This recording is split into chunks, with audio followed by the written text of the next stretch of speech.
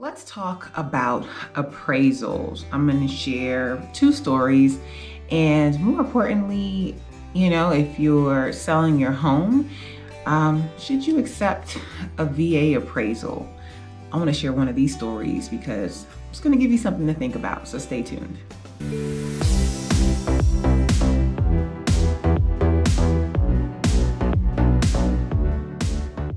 Hi, it's Natasha with SoldByNat.com, associate broker with Virtual Properties Realty in Georgia. And we're going to just talk about appraisals. I am overdue for bringing you this video. Several months ago, I had a transaction and the appraisal came in so absurdly low. I have never had anything like this happen. When I mention it to people, they're like, it came in how low? Like what? So I'm gonna insert a clip. TGIF, it is Friday and it's closing day. And y'all, I'm working today, but I'm like almost not working today because I'm taking a day to rejoice and celebrate because this closing almost didn't happen. We had an appraiser that was a hater. Highlights: the appraiser appraised this house $96,000 below. He refused to use any newer comps, even the house that sold next door. He refused to use it and said that basically homes were selling for more than he thought they should. Like who are you, sir? And Quicken refused to do anything about it. I appreciate my clients for listening to me, switching lenders, took them to one lender, they were like, took them to Cathy at Homestar, and Cathy Signorile. Listen, she got the job done. She not only got the job done, she got the FHA appraisal thrown out. Essentially, the appraisal came in $96,000 low. I was working with the buyer. $96,000 low. And the buyers were using Quicken, Rocket Mortgage. You guys know I'm not a huge fan of them. Online companies, yeah, I'm just not. And really that deal is one where I was like, yeah, no more. Because I've closed with them before, closed with them successfully, but that's because everything went as planned. What happens when things don't go as planned? And when this came up, the appraiser was so ridiculous that there should have been things done, and they basically didn't do anything about it. So that's where I was like, yeah, I'm done. It's real estate. Things do come up. You need to work with lenders and professionals that know how to navigate it to still get you to the closing table, not just throw up your hands like, there's nothing we can do. So basically you guys have to bear the burden, or the seller or the buyer, whoever. That was not an option. So I'll tell you about that. The appraiser, listen, man, the appraiser basically said that he refused to take into account the house that closed next door, which was just like that house, or any of the newer comps, because he felt like they sold more than they should have. Sir, it is the market. This is the market. Do your job. But that's going to be something else that, we talk about today, because listen, I say, like, having kids, stay with me here. I say, like, having kids in your mind, you're like, I'm going to have kids and they're going to be like this and such, and having kids is like rolling dice. You are rolling dice because you're going to get what you get. You have 5 kids. They all have different personalities. You get what I'm saying there. I feel like it's that way with appraisals. Not even appraisals, but the appraisers. Like, who you get to do your appraisal, it's like rolling dice, okay? Because you can have 5 deals going great. You have good appraisals, no issues. And then you get that one appraiser that just wants to be tough. So this was, I don't know what was going on with this appraiser and this deal. $96,000 below, that was just absurd. But I look at professionalism because, and thank you to my clients for trusting me, I took them to a different lender. Took them to Cathy Signorile with Homestar. You've seen her in videos on this channel, and I'll link them here. But she was able, didn't even know this could be done, but took it to her. It was an FHA loan, and you know, FHA stays with the home for 120 days. She got the FHA file reviewed, thrown out, and had a new appraisal done. And the new appraisal came in where it should have, which was over. I mean, we came in good. So we were able to close. My clients were able to relocate because they were already relocating. They had kids. Like it's so much that goes into each transaction. It's like, hey, we don't, appraiser, man, we don't have time. We don't need you getting your feelings about what's going on in the market. Like I to this day, I still don't know what was going on with him. And I just feel bad for anybody else that he goes and appraises their property if he's going in with that mindset. It's not fair. I think appraisers should have a standard. Yeah, but yeah, let me get off that horse. So that was that transaction. The most recent one, and why I mentioned VA at the beginning. So I just closed one with VA, and I've said in a previous video, and I'm sure you've heard it in this market, it's like the weight put on. So cash, conventional, FHA, VA, I feel like I'm leaving out one, and then down payment assistance is at the bottom. So I'll link to the video that I mentioned that in here. And then FHA, VA probably in the same pool because they're government-backed loans, right? So let's pull those two out for a second to talk about that. But just the overview, cash is guaranteed. Like it is what it is. Sellers don't have to think, oh, are they gonna get approved for this loan or not? So cash is number one. Conventional, it is believed, or people have the idea that, I mean, it is the reality though, to get approved for a conventional loan, you have a stronger credit profile, debt to income ratio. And listen, I'm a realtor, I am not a lender, so consult your lender, but I'm just sharing with you guys. So definitely consult your lender. But it is tougher for a buyer to qualify for conventional than it is an FHA file. However, what people don't keep in mind, there are people that can qualify for both conventional and FHA, and the numbers work better for them for an FHA. Like they can buy more house with an FHA, so they choose to go FHA. And some of those FHA have just as much money as the people with conventional, but they're not getting a chance because of the market. So that's why when you're working with your real estate professional, if you have an FHA, your agent needs to be presenting a case when they're submitting your offer. Yeah, I don't go dive too much into that, but they really need to be selling you when they're submitting your offer and why the seller needs to pick you. All right, so now let's go to the FHA and VA. So there's also this idea that VA idea, and maybe past instances, maybe in the past, that VA can be a little tougher with appraisals, like requirements of what they ask for, and they could or may have been known to come in lower. I think that's the idea that's out there. I want to dispel that because in the closing that we just had this, I just had Friday, the closing attorney, we're on the heels of Veterans Day. Veterans Day was Thursday, and she was like, you know, this is so good. All my closings today, you guys are like the third one, and I have another one today. And she was like, I've been seeing a decrease in VA loans. And it's because of what I just explained, you know, the rank or the hierarchy of, you know, sellers want when they choose offers. And then the idea that if I choose this offer, it's going to be more risky because they have this type of loan.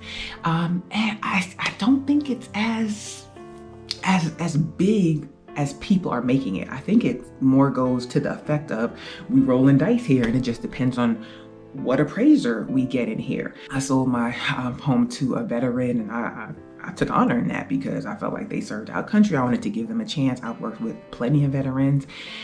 I think the least we could do for them is, you know, housing, but I won't get on that high horse. But I definitely say it's the rolling of the dice on the appraiser that you get is in this, the transaction that we closed on Friday, we were under contract with an FHA buyer at first. And then that didn't work out. We got under contract with the VA buyer. Guess which one of those came in low? The FHA. The FHA buyer, their appraisal is the one that came in low. You know why? Because we got another appraiser, Mr. Know-It-All, Mr. Doing Too Much, Mr. Calling Me. He's the expert about the neighborhood and he knows everything. And what's up? He was just asking me things that normally appraisers don't ask. Like, he was concerned, almost like proving to himself that he was the expert of the neighborhood. But in my mind, I'm answering the questions because, you know, it's the appraiser. You want to give them what they want. But in my mind, I'm like, sir, this has nothing to do with the appraisal. Just appraise the house. So anyway, he appraised the house. The house did not appraise for full contract price. So yeah, it happens. That was because of the appraiser. Now, if you had looked at, based on what people say, FHA to VA, you'd have been like, oh, let's go with the FHA because the VA might come in lower. No, that wasn't the case. The FHA is actually the one that came in lower, but it's really because we just got one of those appraisers.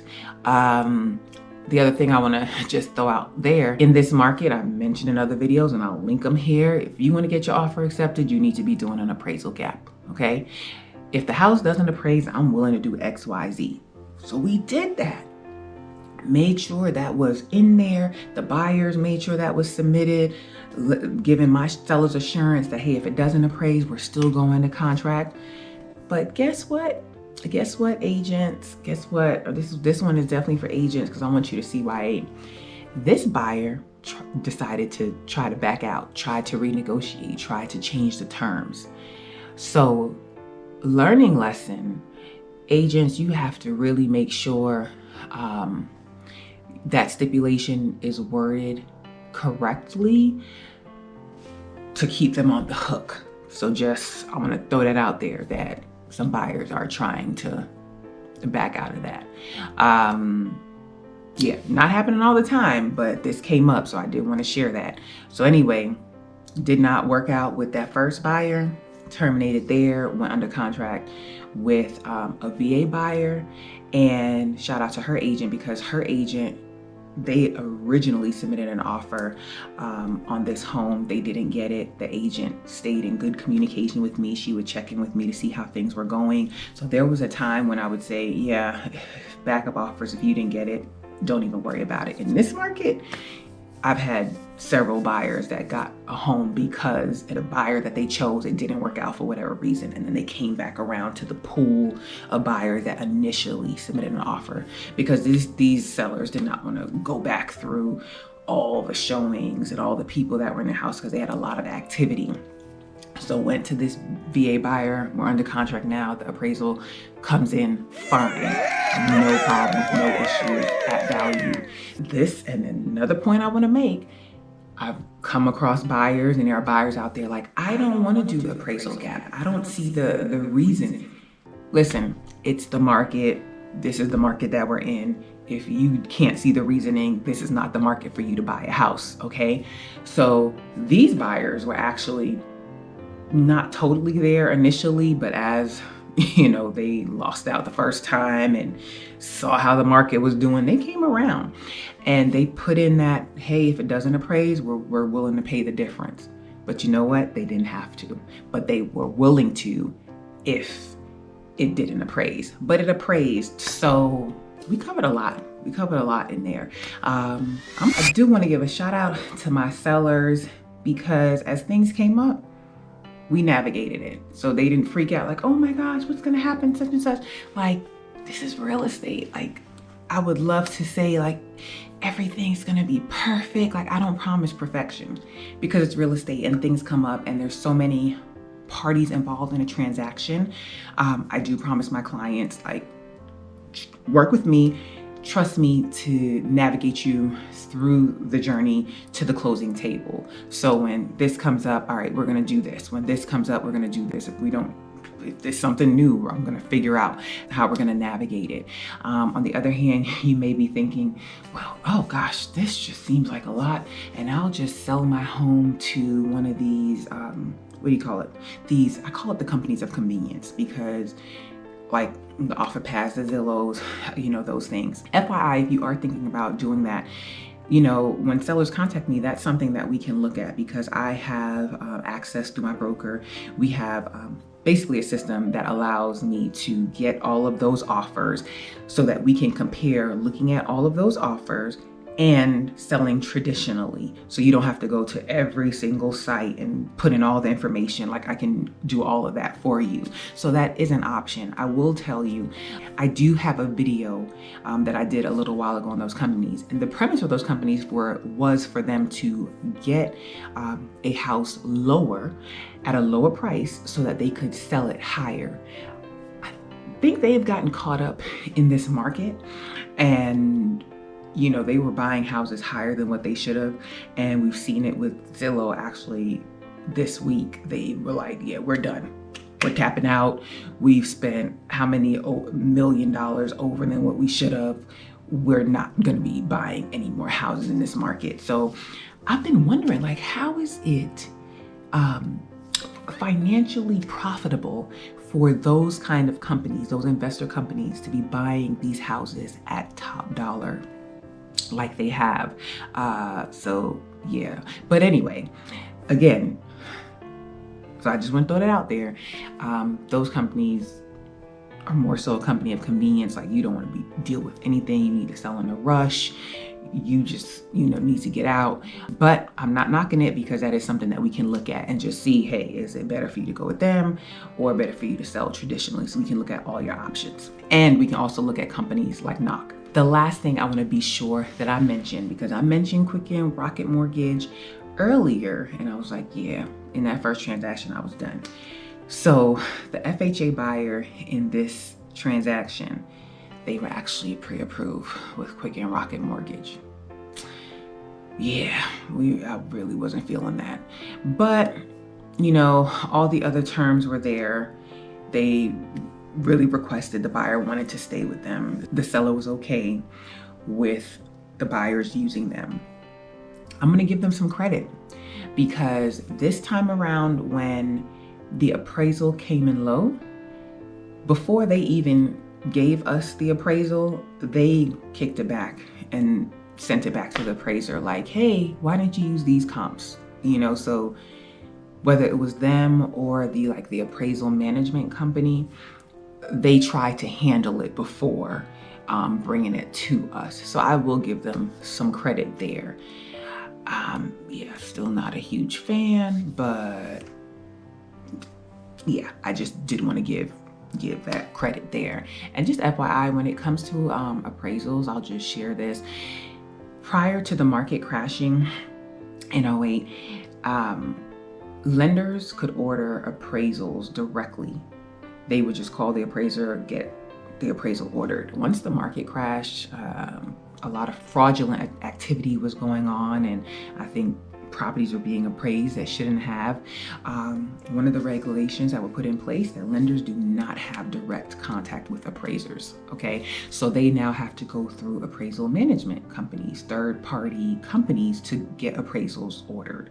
So the lender will order the appraisal, they'll contact this third-party company, this third-party company then contacts the appraisal. They always act as the in-between. So just wanted to share that nugget in case you didn't know. I'm gonna wrap it up here. I just wanted to share those two appraisal stories. If you have any questions about anything that I shared, anything regarding an appraisal, yeah, go ahead and leave a comment down below. I hope you guys are doing well. Have a positive, peaceful, and productive day.